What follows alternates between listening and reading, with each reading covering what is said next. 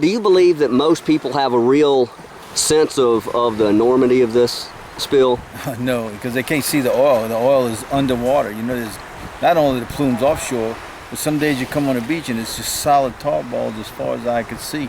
You know, it washes up from underneath. It's not floating. You don't see it floating all over. People have no idea where to look for it. Now, on a beach such as this, you can see it when it comes up. What if it washes into the marsh? Right here, it gets on the sand, and actually the next day the sand covers it up and it sinks. In the marsh, there's nothing to cover it up. It's just there, and it's going to stay there, and it's going to kill. It's going to kill the things on the bottom of the food chain, the larvae and the eggs, the oyster spat. And when it does that, we're going to lose many, many year classes of fish. And if God forbid, if a hurricane comes and puts millions and millions of gallons on top of the marsh, you know, that's a doomsday scenario for me.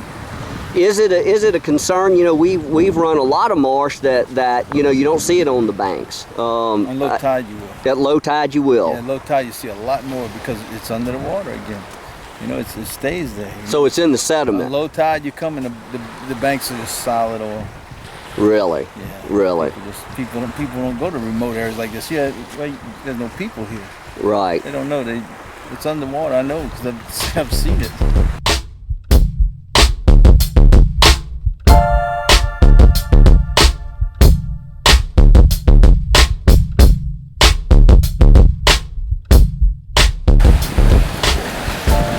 Here on the beach or surf clams. It's what ducks eat and a lot of fish eat them, and drum and such. Now on day 47 they had tiny pods of them. Now the entire beach is full. You would think it was broken up shells, but it's actually whole clams. You see in my hand, these are baby clams. We call them surf clams. They're 1,000-fold what was here on day 47. So the toxins in the oil are just killing them, and it starts on the bottom of the food chain. These are what our ducks survive on, especially our scaup and redheads and things that are endangered already. So I think it's bleak. Is it more an issue of waterfowl, or does this affect the fishing as well? This is where the ecosystem starts on the bottom. You know, when you start killing the crustaceans and the invertebrates and the tiny animals, that's the food chain, and when you kill that, everything else is sure to follow. Okay. I'm not a gloom and doom guy, but this is 1,000-fold what it was on day 47. So just what, 6 days later, 7 days later? So 10 days. 10 days later. Yeah, this whole beach has been just lined with the clams. Before, you can see all the brown in it. Those are oil, the mousse they call it. You see all the brown that's in it? Mm-hmm. And they had pods of them here and there. On day 47, the entire beach is covered. Oh yeah, that's not good.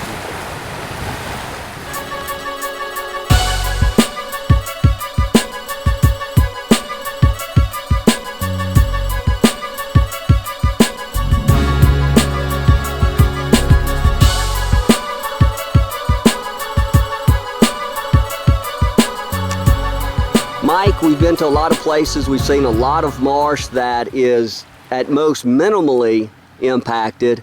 We get here to East Grand Terre Island and we really see a lot of oil. We see a lot of dead mangroves. We see dead hermit crabs, dead blue crabs. I think there's some dead catfish. Oil sheen everywhere, thick gooey oil on the island shore. What does that tell you about the potential that this spill has for the coast of Louisiana? You know, seeing something like this, it's kind of scary. You know, we've been around a lot of places that look pretty good, and you start to think, hey, maybe this isn't going to be as bad as it you know, we think. You know, we know 60,000 barrels of oil a day are still flowing into the coast. We know there's millions of barrels out there, but we just don't know where it's going to make landfall and how far into the marsh it's going to occur. That unknown's the most frustrating and scary part of it all, because you can see what happens here when it does make land in the right conditions. We've got hermit crabs trying to get out of the water because the water quality is so poor. If any pelicans or other birds got into that bay behind us, that little inlet, they would be coated in oil pretty quickly, and we know that's not going to be a good result for them. And the So- smell is really strong. And I mean, licking my lips here, you can taste and smell this oil. It really is. I mean, you can see it, but you get a full sensory impact here with all nose, taste, and with your eyes. And I mean, a sight like this is going to be the one that I think about tonight before I go to bed. And you know, every time I try to be optimistic and think maybe it won't be that bad, you see something like this. But the unknown is what continues to really bother me. We know there's oil here. We know it's going to hit shore at some point. We don't know where or to what extent. We know waterfowl are going to be coming here in 2 months, starting with blue-winged teal, and then 13 to 15 million ducks and 1.5 million geese over the coming fall months. And we know if they interact with the oil, it's not going to be good, but we don't know how that interaction is going to go. Now, we are obviously right on the edge of the Gulf, okay, so we're pretty far down for waterfowl. However, does it give you pause to think what the potential impacts might be truly on the waterfowl if we get a summer storm, if we get the right tidal movement?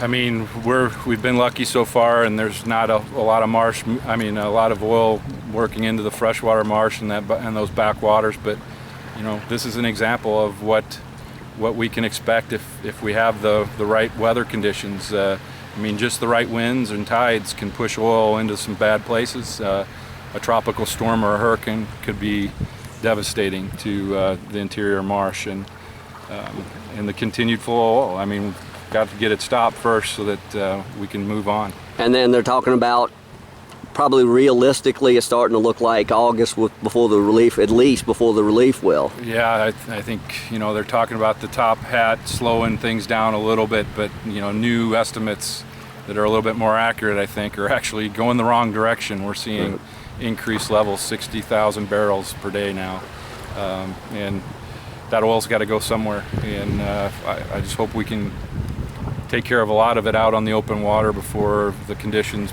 bring it into inland. What do you want people to remember, to take away from watching this tape, seeing the pictures, you know, maybe doubting the media coverage, you know, with the skepticism of the media just sort of sensationalizing the situation? What do you want people to remember? Well, I think right now we have to just remember the scope and scale of this. I mean, this is a really disheartening spot right here. But on the whole, at this point, things are, you know, okay, but that could go the wrong direction. So I think we just got to keep on top of it, keep watching what happens, be aware, and be ready for, you know, if some things happen, you know, like a hurricane or tropical storm, we could see some of the worst of what this oil spill could be. Ryan, we are in the middle of a huge patch of just dead sargassum. Have you ever seen it like this close? No, when you do see it, it's even in here, it's a yellowish green. But this, you know, I've never in my life seen so much of it. It looked like the whole place is a garbage dump. It's, you know, the oil killed it. But look at it. Look as far as you can see. What does this tell you about the oil spill? Hey, this is part of the ecosystem, just like those little plants. You can feel the oil on it. This is part of it. Without all these things, if you start killing these food things and the bottom crustaceans and all, the rest is going to follow. If you kill the bottom of the food chain, the top can't survive. It's just the way it is.